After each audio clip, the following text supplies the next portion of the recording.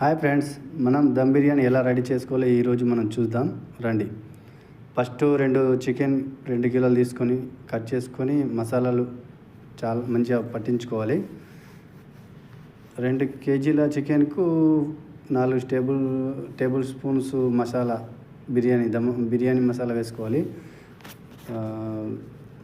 5 table స్పూన్ల ఉప్పు వేసుకోవాలి. 4 టేబుల్ స్పూన్ల కారం యాడ్ చేసుకోవాలి.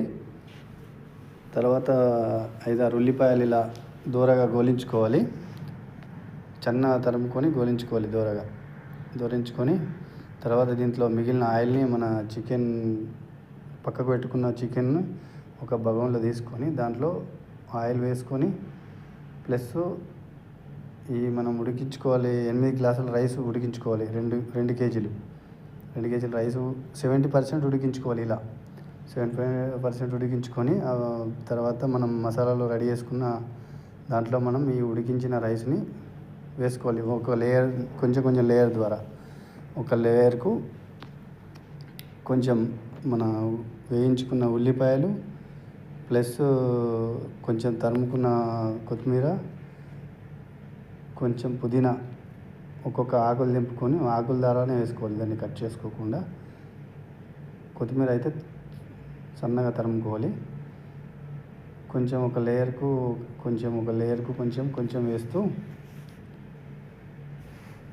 ఎన్ని లేయర్లు వస్తే అన్ని లేయర్లు వేసి తర్వాత మనం ఇవన్నీ 3 లేయర్లు అలా అయిన తర్వాత లాస్ట్లో మనం ఇప్పుడు మన దగ్గర ఏ కలర్ ఉంటే ఆ కలర్ వేసుకోవాలి.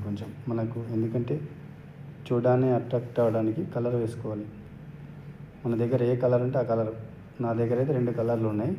ఒకటి రెడ్, ఒకటి ఆరెంజ్. ఇవి 2 నేను ప్రిపేర్ చేసుకొని పెట్టుకున్నాను. అది కొద్దిగా వేసుకోవాలి. జస్ట్ అందులో కొంచెం వాటర్ వేసుకుంటే సరిపోతుంది.